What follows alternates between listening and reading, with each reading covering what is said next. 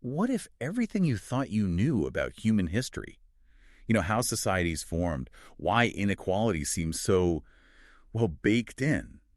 Hmm. What if it was all based on a fundamental misunderstanding? Right. Like, what if our past was actually far more experimental, more imaginative, maybe even more free than we usually believe? That's precisely the challenging idea behind The Dawn of Everything, A New History of Humanity, the book by David Graeber and David Wengrow. Right. And it's not just tweaking the details, it's aiming for a huge reevaluation of our shared past, really trying to shake up those mainstream stories we tell ourselves. And just so you know, you are experiencing a unique two-voice AI conversation powered by Google's NotebookLM for deeper, more dynamic book analysis. Exactly. Our goal here is to unpack this really extraordinary book, get into its core arguments, and sort of explore how it pushes us to imagine different ways societies could work. Yeah, it really goes after those common narratives, doesn't it? About inequality just naturally arising or hierarchical societies being, I don't know, inevitable. Completely. And those neat linear models of social progress, savage to barbarian to civilized, it throws those right out. Maybe we should quickly mention the authors because their Oh. backgrounds are key here. Good point. So David Graeber, sadly no longer with us, was this renowned anthropologist, also known for his anarchist political thought, a really sharp, unconventional thinker.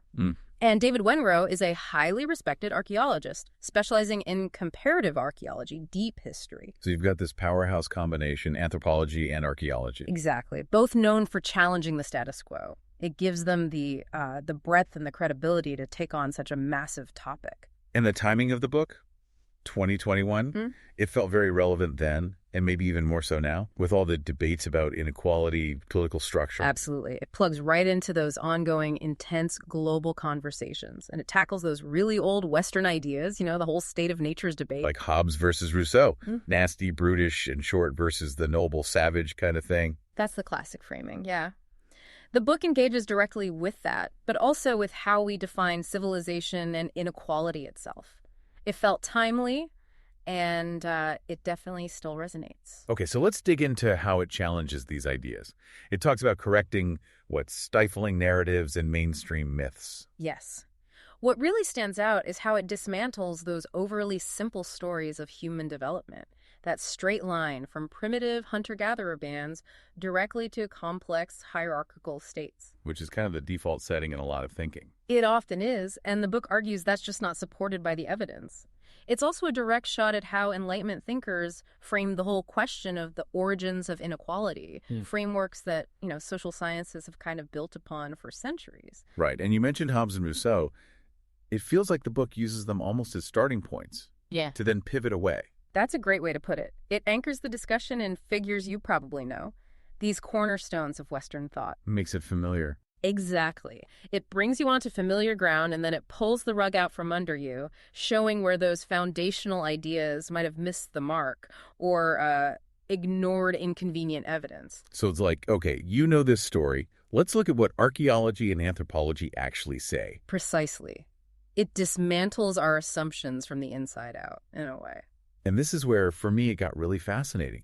It's not just critiquing European ideas internally. It uses storytelling, right? These accounts of encounters between Europeans and indigenous North Americans. Yes. And these aren't just little anecdotes. They're used so effectively to make you question everything. They can evoke wonder, sometimes admiration for these other societies, or real discomfort with European norms at the time. It feels like a very deliberate rhetorical strategy. Oh, absolutely. The book brilliantly places indigenous critiques right alongside European dogma. Think about the Wendat, for example, compared to 17th century France. Very different worlds. Totally different. And by showing these contrasts, like egalitarian Wendat structures versus rigid European hierarchies, it hammers home that inequality wasn't inevitable. There were other paths. And it uses figures like Kondiaronk, the Wendat leader. Yes, Kondiaronk is a key figure. His recorded dialogues with French officials are stunning. He critiques European society for its lack of freedom, its obsession with money, its hierarchies, basically challenging the very definition of civilization that Europeans held. Wow. So these critiques weren't just discovered later, they were happening then. Exactly. And the book argues these indigenous critiques might have even influenced the Enlightenment itself far more than is usually acknowledged. It shows that sophisticated social and political thought wasn't exclusive to Europe. Okay, so shifting to the book's overall feel. It's definitely not some dry textbook. Feels provocative, expansive. And playful sometimes. It can be quite witty. But yeah, provocative, definitely. It shifts tone, sometimes skeptical, sometimes hopeful, sometimes quite pointedly critical, especially of academic assumptions. And the goal seems to be, what? To free up our thinking. I think so, to encourage imagination. By taking apart these myths about how things had to develop, it invites you, the listener, to think about other ways societies could be organized. It feels like exploration, not a lecture.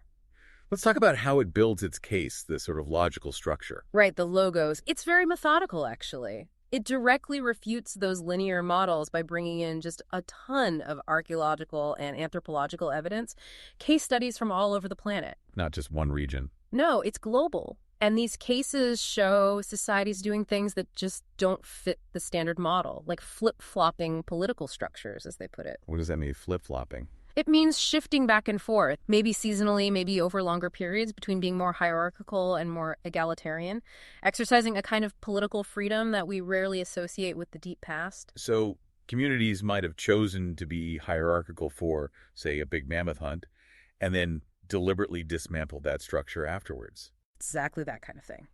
Or societies that developed agriculture and large settlements, but consciously avoided forming centralized states for centuries. They call this schismogenesis, sometimes deliberately defining themselves against neighboring hierarchical societies. That really challenges the idea that agriculture automatically leads to states and inequality. Fundamentally, it questions those assumed links. Agriculture, cities, complexity. None of these, the book argues, necessarily led to the kinds of rigid hierarchies and loss of freedom we see later. So why do we cling to that linear story? Is it just simpler? Simplicity is part of it, for sure. Easy narratives are attractive. But the book suggests it's also deeply tied to those Enlightenment efforts to justify the emergence of the modern state. Oh, okay. So the book constantly questions these frameworks we take for granted. It supplies counterexample after counterexample, moving inductively from the familiar myths to these cases that just break the mold. It forces you to confront the complexity. And the way it presents this is quite clever. You mentioned juxtaposition. That seems key. Very key. Constantly contrasting different societal forms side by side. It really highlights what was possible, what choices were made, and undermines that sense of inevitability. Like those seasonal shifts, it makes you think, wow, people chose how to organize themselves depending on the context. There's also a lot of repetition, isn't there? Rejecting inevitability, the myth of the stupid savage. Yes, and that repetition works almost like a refrain. It drills home the central point. Don't accept the standard story. Question the assumptions about human nature, recognize the role of conscious choice throughout history. And it uses humor, too.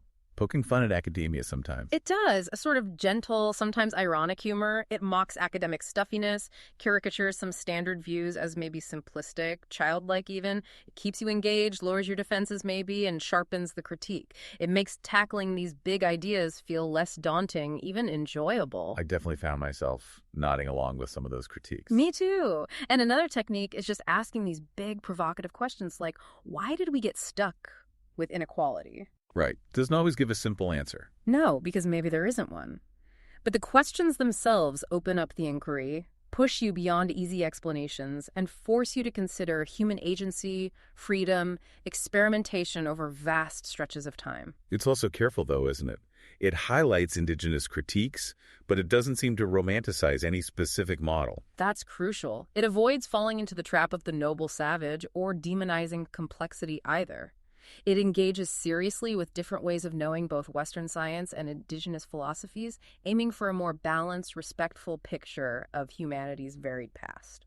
So, bringing it back to the listener, what's the overall impact? Does it succeed? I think it's highly effective. It persuasively dismantles a lot of conventional historical wisdom, backing it up with substantial evidence and logical argument. It definitely makes you reconsider things. Right. It pushes you to rethink what's possible by demonstrating that what actually happened wasn't predetermined.